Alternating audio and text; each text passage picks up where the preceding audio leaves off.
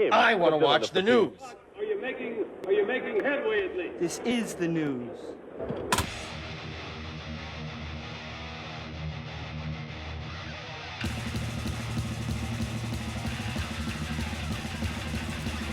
Schmack-a-ma-gob, it's time for the only news that matters. And the world of rock music was shaken to its core on September 25th, 1980, when news spread of the untimely death of John Bonham, the legendary drummer of Led Zeppelin. At just 32 years old, Bonham's death marked not only the loss of a musical genius, but also a profound moment of grief for millions of fans worldwide. His powerful drumming style, categorized by thunderous rhythms and unmatched energy, had become the heartbeat of one of rock's most influential bands. The circumstances surrounding his death, the impact of the band, and his enduring legacy remains pivotal in a chapter in rock history. So, yeah, the night of September 28, 1980, Led Zeppelin was in North London preparing for a tour that would ultimately be their last. That evening, Bonham joined his bandmates for dinner and drinks, consuming a significant amount of alcohol. Reports suggest that he drank a large quantity of vodka. Despite the heavy drinking, Bonham was reportedly in good spirits and engaged with his bandmates that night. The next morning, September 25th, 1980, Bonham's condition worsened.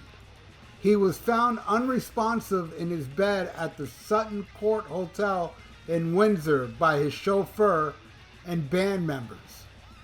Despite immediate attempts to revive him, Bonham was pronounced dead at the scene. The official cause of death was determined by asphyxiation from vomit after excessive alcohol consumption. His blood alcohol level was reported to be approximately 0.13%, but some estimates suggest it was much higher. And news of Bonham's death spread rapidly, leaving fans and musicians around the world devastated. Led Zeppelin's remaining members, Jimmy Page, Robert Plant, and John Paul Jones, were in disbelief. The band's manager, Peter Grant, announced that Led Zeppelin would disband immediately, feeling that the band could not continue without Bonham's extraordinary presence. Their final studio album, Into the Out There, would prove to be their last, and the band's farewell tour was canceled. Was it a farewell tour? I don't think it was a farewell tour. Anyway, let's keep reading this. John Bonham's death marked the end of the era. His innovative drumming had influenced countless musicians across genres from rock to jazz to metal. His powerful, thunderous beats set new standards for drummers worldwide. Many have cited him as a primary inspiration, and his style remains a benchmark for excellence in drumming. Bonham has been celebrated through numerous tributes, including induction into the Rock and Roll Hall of Fame with Led Zeppelin in 1995. His influence is evident in the work of drummers like David Grohl, Neil Peart, and Travis Barker. His legacy endures not only throughout his recordings, but also through the countless musicians inspired by his pioneering approach to rhythm. John Bonham's death was a tragic reminder of the perils of excess and the fragility of life, especially among those living under the intense pressure of fame. His sudden passing shocked the music community and prompted greater awareness of the dangers associated with substance abuse. Despite his premature death, John Bonham's musical contributions continues to resonate, and his name remains synonymous with powerful, innovative drumming. In the end, John Bonham's story is one of extraordinary talent and a tragic event, a testament to the fleeting nature of life, but also to the enduring power of music. His thunderous rhythms still echo in the halls of rock history, reminding us of a drummer who defined an era and left an undeniable mark on the world of music. So there you go. What a tragedy, man.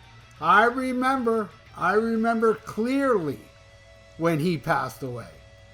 And it was a shocker. See, Led Zeppelin, you know, as much as they're gods today, they were gods back then. And I remember, man, they had tickets for sale at Chicago, you know, some other places. And I remember listening to the radio back then, and the DJs were saying, oh, there's a rumor they're going to play Miami, they said. There was a rumor, that which would have been the Orange Bowl. And, but never happened, man. My brother did get to see, I believe it was his second to last show, because he was stationed in the army in Germany, and it was a Munich show. I think they may have played a show after that, or maybe that was the last show with John Bonham. And my brother also saw them in 1977 in Tampa, where at that time, that concert in Tampa broke all records of attendance. My brother was at that one, but unfortunately, I never got to see Led Zeppelin. I was a big Led Zeppelin fan at the time, and 1980, I was already going to shows. So there's no way if Led Zeppelin played the Orange Bowl, I would have missed it. I would have been there for sure, without a doubt. And of course, major respect for them breaking up the band after John Bonham died. That was the right thing to do. No bands do that. Well, maybe the Beatles would be another one. But, nah, man. Led Zeppelin, you need John Bonham there because, seriously, I really honestly believe if Led Zeppelin would have got another drummer, they would have sucked. That's how I feel. I don't feel, even though I like a lot of the Robert Plant solo stuff and not much of the Jimmy Page stuff, except for I like Coverdale and Page, and I also like Walking Back to Clarksdale. I'll take both those. But everything else, like Outrider and The Firm, no thank you. But even the stuff I liked, it's not Led Zeppelin. Led Zeppelin were special, and it really was. It had a lot to do with John Bonham as far as the sound of their songs, because that drumming he was doing on those Led Zeppelin albums, you know, it was just like a cannon in it, and it just fit so well. You know, the other day I was listening to Houses of the Holy, and John didn't like this song, and he talked bad about it, but I think what he does on Jamaica, oh man, that drumming on that song, those fills, the sound, only he had that sound. It was John Bonham's sound. It was signature, and I don't think anybody can fill those shoes. Yes, Jason Bonham did a great job with the O2 Arena, that reunion. That reunion show was unbelievable. I saw it in the theater, and I now have it on Blu-ray, and I watch it from time to time. I mean, Jason Bonham was right there like his dad. But that's one thing, to play that well, you know, but you're not going to have the same magic, even with Jason Bonham. It needs to be John Bonham, and they knew that. The manager knew it. The manager came out and said, hey, the band's over. Without Jason Bonham, we can't continue. Where Kiss would be like, oh, you know, if Ace Frehley died in 75 or Peter Criss died in 75, there would have been a replacement right away, because Kiss is not Led Zeppelin. And also, I must add, oh my God, Kiss! But anyway, yeah, this news shook me to the bone, and I saw this article and I said, this right here is total news that matters. And that's why I put it on the Only News That Matters. And thank you for watching the Only News That Matters.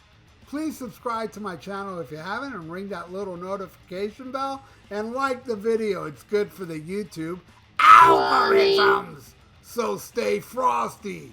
Listen to Led Zeppelin and smack 'em a gob. Farewell and adieu to you fair Spanish ladies.